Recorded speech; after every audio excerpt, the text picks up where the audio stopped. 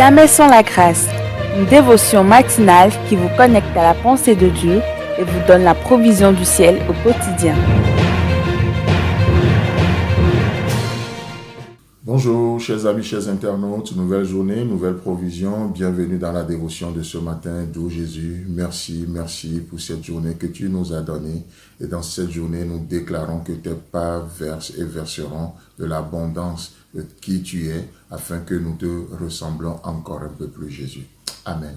Merci beaucoup à Edouard pour les provisions qu'il nous a données la semaine dernière. Chers amis, chers internautes, nous voulons aussi vous faire appel. Merci d'abord pour vos soutiens, les commentaires, mais nous voulons aussi attirer votre attention sur le lien de notre cagnotte qui est dans le test qui accompagne ces dévotions, parce que nous avons besoin aussi de vos soutiens financiers comme matériels, et comme nous sommes une équipe, une famille, nous nous sentons à l'aise de partager aussi ces besoins avec vous. Alors si le Seigneur vous met à cœur de faire quelque chose pour cette émission, pour que ceux qui travaillent, la production, l'enregistrement, l'édition, le matériel, tout ce qui se fait tous les matins, que les gens, et l'Internet également, pour que nous puissions avoir le nécessaire et vous servir dans les meilleures conditions. Merci de nous contacter, soit de nous envoyer un mail qui s'affiche maintenant à l'écran, ou simplement nous appeler sur notre numéro et de nous dire ce que vous pouvez faire pour nous. Comptant sur le Seigneur, nous vous remercions d'avance. Amen.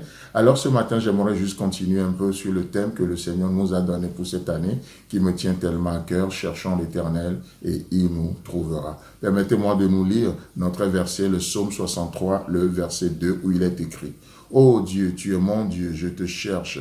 Mon âme a soif de toi, mon corps soupire après toi, dans une terre aride desséchée sans eau. Amen. Alors, avec ce verset ce matin, qu'est-ce que le Seigneur me met à cœur de nous partager? C'est juste, nous allons parler de l'ordre divin.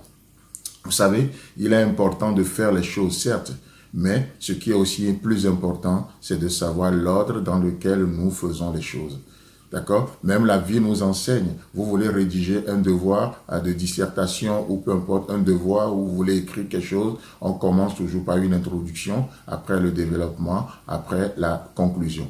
Du moins, si nous avons ces trois phases, le plus simplement possible. Et donc, vous ne commencerez jamais un devoir de rédaction par la conclusion, après l'intro, et puis vous développez. Non, ça s'appelle simplement du désordre.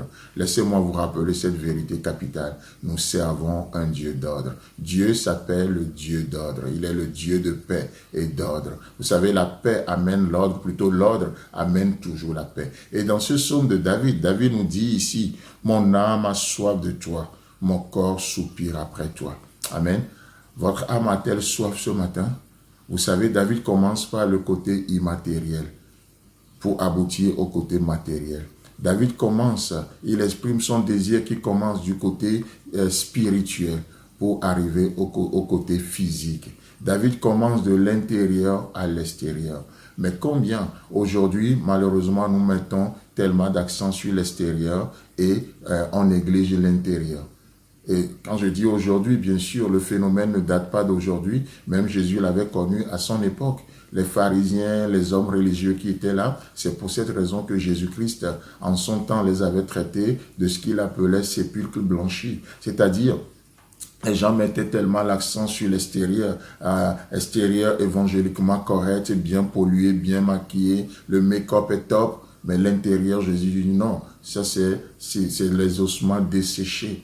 Les ossements desséchés. Et vous savez, c'est ce que ce monde nous offre, c'est ce que ce monde a comme mentalité. Mais en tant qu'enfant de Dieu, en tant que les bien-aimés de Dieu, Dieu nous offre une autre manière de voir les choses. Nous commençons de l'intérieur à l'extérieur. Si mon âme n'a pas soif de Dieu, mon corps ne peut pas soupirer d'après lui. C'est pour ça que Dieu nous appelle, nous interpelle. Et même à Paul, en écrivant aux Thessaloniciens, qu'est-ce qu'il a dit? Que le Dieu de paix vous sanctifie lui-même, esprit, âme et corps. Mais combien souvent nous renversons l'ordre, nous parlons du corps, de l'âme et de l'esprit. On commence toujours par l'extérieur. Alors que Dieu dit non, Non, l'intérieur. C'est pour ça qu'aujourd'hui, dans ta vie, même si extérieurement tu ne vois pas grand-chose, ça ne veut pas dire que Dieu est en pause. Dieu n'est pas en mode pause dans ta vie. Dieu agit, il œuvre, il intervient, il agit encore. Peut-être il garde l'anonymat et toi tu attribues cela au hasard. Tu attribues ça à tellement de choses. Mais le Seigneur est à l'œuvre dans l'esprit, dans l'âme et très bientôt. Tu le verras dans ton corps. Ça peut être une guérison, ça peut être une délivrance et Dieu commence toujours de l'intérieur vers l'extérieur. Chers amis, chers internautes, que le Seigneur vous bénisse et que votre âme soupire aujourd'hui d'après lui et que votre corps ait soif de lui. Amen. Si vous avez aimé cette émission, parlez-en à vos amis. Parlez-leur du message de la grâce et de ce qu'il fait dans vos vies. Pour un sujet de prière, une question ou pour devenir partenaire, contactez-nous au 00229 94 75 80 20. Que Dieu vous bénisse et à la prochaine. En attendant, pensez avec Dieu.